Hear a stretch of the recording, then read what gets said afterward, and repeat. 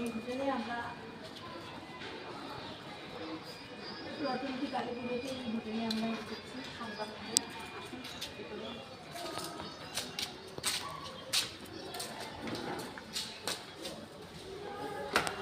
এই হচ্ছে ঘর, এই আমাদের